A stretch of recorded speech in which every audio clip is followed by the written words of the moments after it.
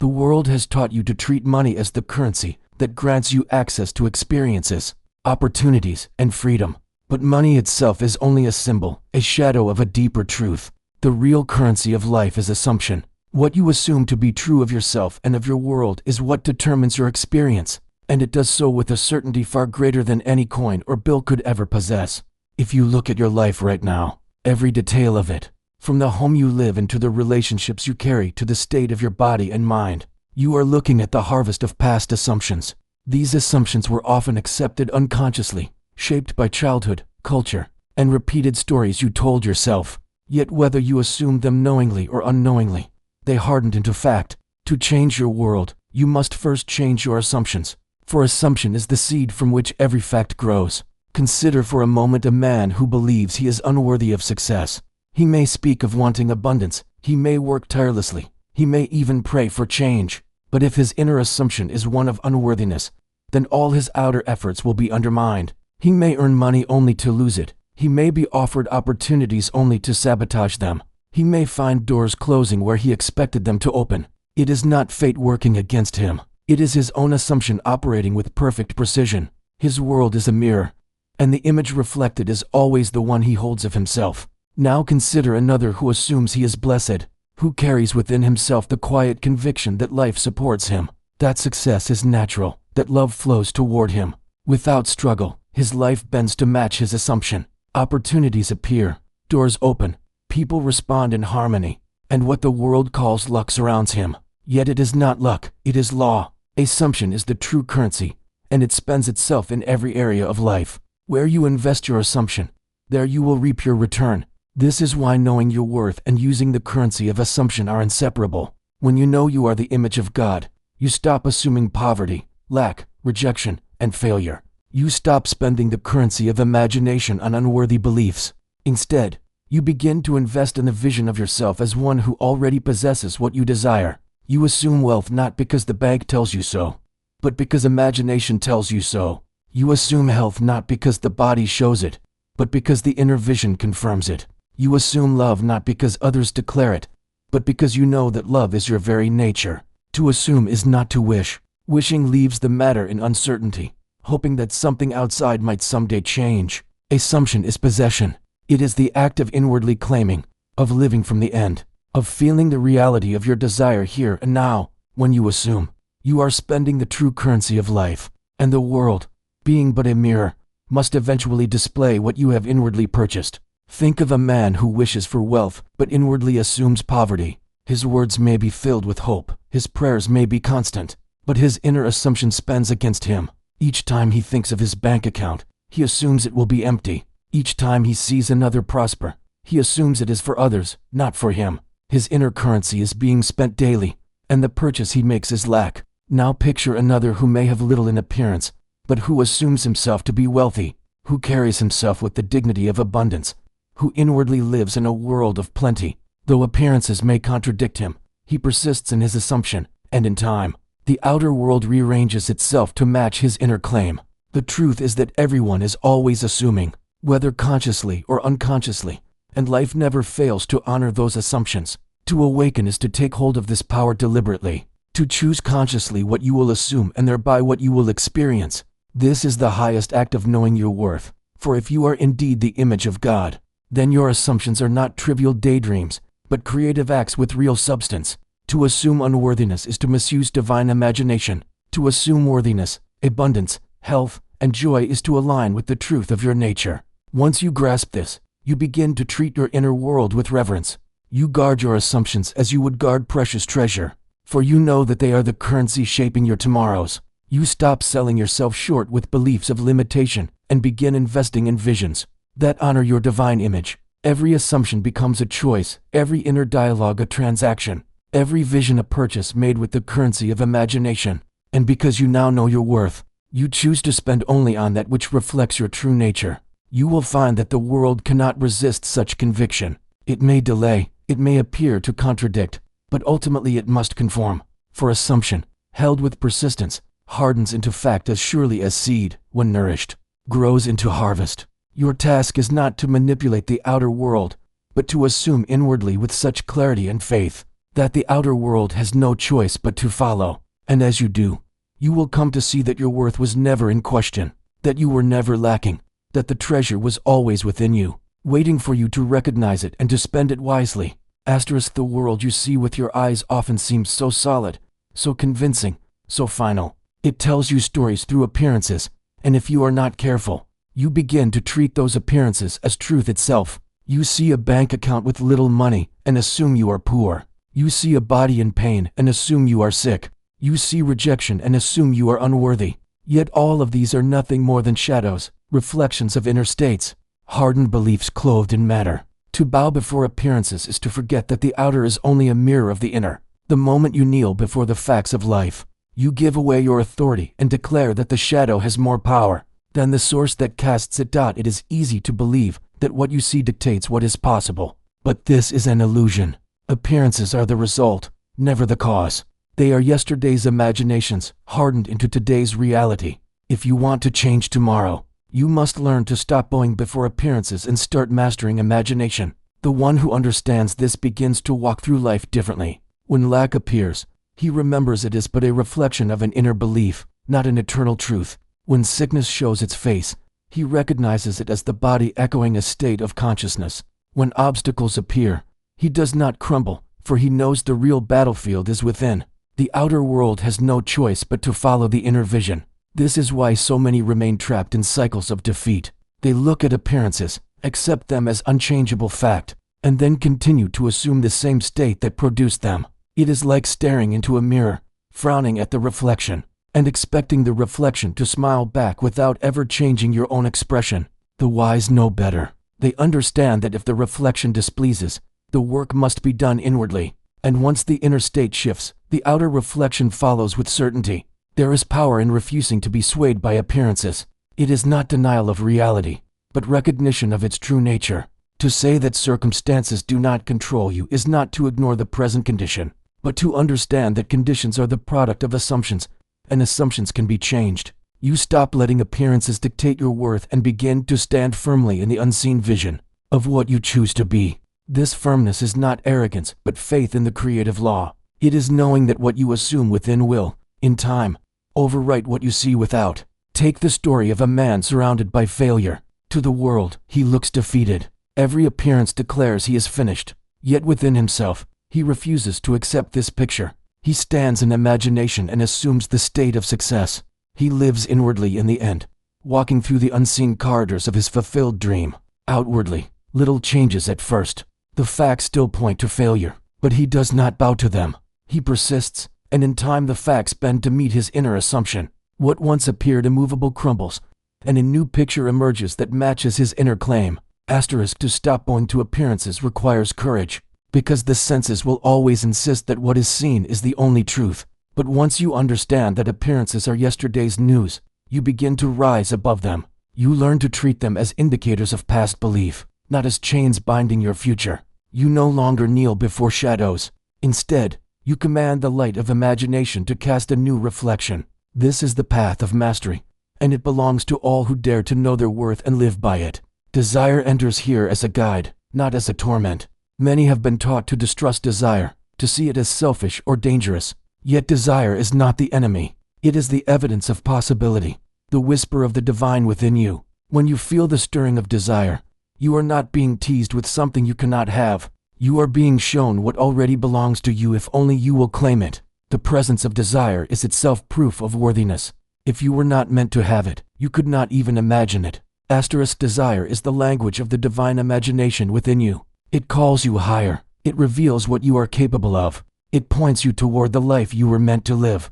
To suppress desire is to silence the voice of possibility. To indulge it as a mere daydream without assumption is to miss its purpose. But to recognize it as evidence of worth and to claim it through assumption is to align with the creative law. When you feel the desire for wealth, health, love, or freedom, you are being shown a version of yourself that already exists in imagination. The question is not whether you deserve it, but whether you dare to assume it. Consider a child who longs to run freely in a field. The desire is natural, and no one questions if the child is worthy of it. In the same way, your desires are natural expressions of the life within you. They are not foreign intrusions but signals pointing to what is possible. If you desire to create art, to build a business, to heal, to love, or to travel, it is because these states already exist within the field of imagination, waiting for you to assume them as your reality. The very fact that you desire them means they are already yours in the unseen. Many make the mistake of treating desire as evidence of lack. They see what they want and feel pain that they do not yet have it. But the wise see differently. They recognize desire as proof of possession in the invisible realm. The seed of the tree does not mourn that it is not yet a forest. It contains within itself all it needs to become what it desires to be. Desire is the seed. An assumption is the act of planting it in the soil of imagination. Once planted and nurtured, it must grow into expression. Desire is not meant to torment you, but to awaken you. It is the divine saying, "This is possible. This is yours if you will only dare to accept it inwardly." The world may laugh at your desires, appearances may contradict them, but desire itself is evidence that you are already worthy. When you desire love, you are being shown that love is already alive within you. When you desire abundance, you are being reminded that the source of abundance dwells in your imagination. When you desire freedom, you are hearing the call of your true nature, which was never meant to be bound. The mistake is to suppress desire out of fear or to chase it outwardly without assumption. Suppression kills the seed before it is planted. Outward chasing scatters the seed on barren ground. But to accept desire as a gift and to nurture it in imagination is to honor your worth. You take the desire inwardly, assume its fulfillment, live from the end, and trust the law to bring it into visibility. In this way, desire is transformed from longing into fulfillment. Imagine a woman who desires companionship. She may look at her life and see loneliness. If she bows to appearances, she will assume unworthiness and feed the state of lack. But if she recognizes that her desire is evidence of love already waiting within, she will assume herself to be loved and cherished. She will walk in that inner state, not in desperation but in quiet confidence. Though appearances may at first remain unchanged, they cannot resist her persistent assumption. In time, her world must reflect her inner state, and companionship will appear in forms she could not have predicted. This is the secret of desire. It is not a sign of what you lack, but a sign of what is already yours in imagination. It is not meant to make you restless, but to call you to creation. Each desire is an invitation to step into a new state of being, to claim more of your divine inheritance, to live more fully as the image of God. To know your worth is to treat every desire as sacred evidence of possibility, not as a cruel reminder of absence. It is to stand firm in the unseen, to assume fulfillment, and to let appearances bow to the authority of imagination. The story you tell yourself about who you are is the foundation upon which every part of your life is built. This story may not always be spoken aloud, yet it is repeated in the silence of your mind day after day, and it becomes the script that the world follows in dealing with you. Self-concept is destiny. Whatever you accept as true of yourself sets the boundaries of what you experience. If you see yourself as small, as overlooked, as incapable, then the world will mirror this back in countless ways. If you carry within you the conviction that you are worthy, capable, and blessed, then doors open. People respond with respect, and opportunities flow naturally. The world is not deciding your fate. It is only echoing the image you hold of yourself. This is why transformation must always begin within. You cannot patch the outer world with temporary fixes, while continuing to nurse a self-concept of lack and unworthiness. The outer will always betray the inner. A man who secretly believes he is a failure may dress well, may speak boldly, may even achieve temporary victories, but sooner or later his inner story will surface and shape his outcomes. Conversely, a man who sees himself as favored and successful may stumble, may face setbacks, yet he will rise again and again because his inner concept refuses to accept defeat as permanent. The law is simple but relentless. The world treats you as you treat yourself in imagination. If you secretly criticize yourself, you will find others echoing that criticism. If you harbor resentment toward yourself, you will encounter it reflected in relationships. But if you cultivate a deep inner respect, a recognition of your own divinity, you will find that respect returning to you in the eyes of others. This is why the first work of knowing your worth is not to chase validation outside, but to transform the story you carry within. Imagine standing before a mirror. If you frown at the reflection frowns back. If you smile, the reflection smiles with you. You understand instinctively that the mirror has no power of its own. It only returns to you the expression you give it. Life is no different. It mirrors the self-concept you hold, and until you change that concept, You will keep encountering the same patterns. Many people blame fate or luck, yet what they are really experiencing is the outworking of their own unseen assumptions. To change self-concept requires a willingness to let go of the old story. This is often the most difficult step, for people cling to identities even when those identities cause pain. They may say they want success, yet they still hold to the belief that they are unworthy. They may long for love, yet they continue to assume they are unlovable. The new cannot fully enter until the old is released. This is why it is vital to become conscious of the inner dialogue, to notice what story you are repeating in the silence of your thoughts. You may not be able to stop every old thought immediately, but you can begin to replace it. When the voice of limitation arises, you respond inwardly with the assumption of a higher truth. When the mind whispers that you are not enough, you replace it with the vision of yourself as chosen, as capable, as a divine expression of imagination. At first it may feel forced, as if you are pretending, but persistence plants the seed, and soon the new self-concept takes root. Once it takes root, the world must reflect it, for it has no choice but to mirror the state you occupy. This brings us to the quiet power of silence.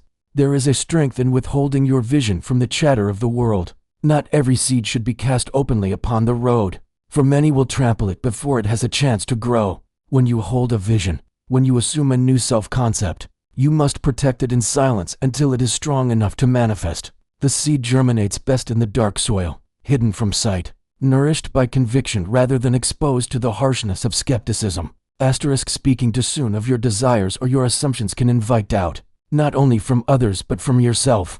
If you declare to the world a vision that has not yet appeared outwardly, many will respond with disbelief, and their disbelief may awaken your own doubts.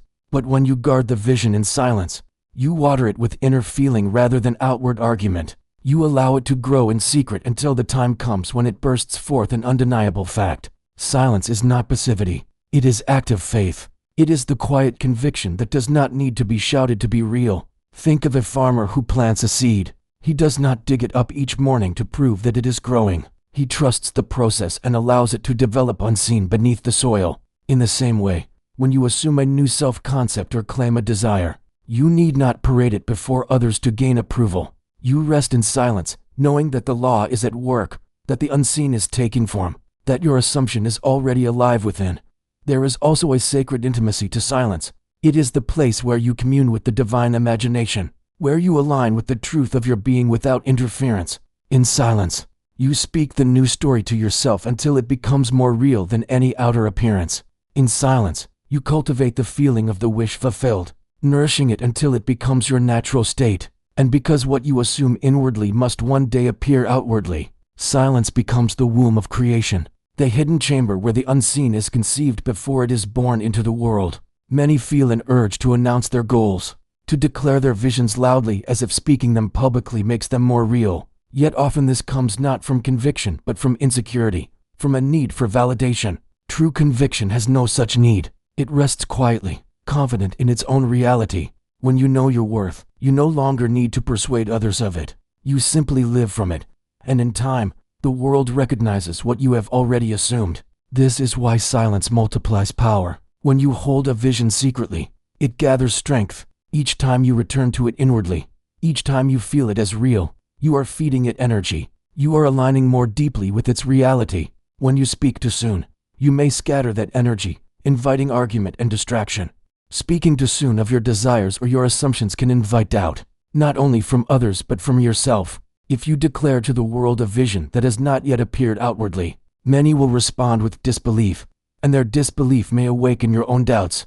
But when you guard the vision in silence, you water it with inner feeling rather than outward argument. You allow it to grow in secret until the time comes when it bursts forth an undeniable fact. Silence is not passivity. It is active faith. It is the quiet conviction that does not need to be shouted to be real. Think of a farmer who plants a seed. He does not dig it up each morning to prove that it is growing. He trusts the process and allows it to develop unseen beneath the soil. In the same way, when you assume a new self-concept or claim a desire, you need not parade it before others to gain approval. You rest in silence, knowing that the law is at work, that the unseen is taking form, that your assumption is already alive within.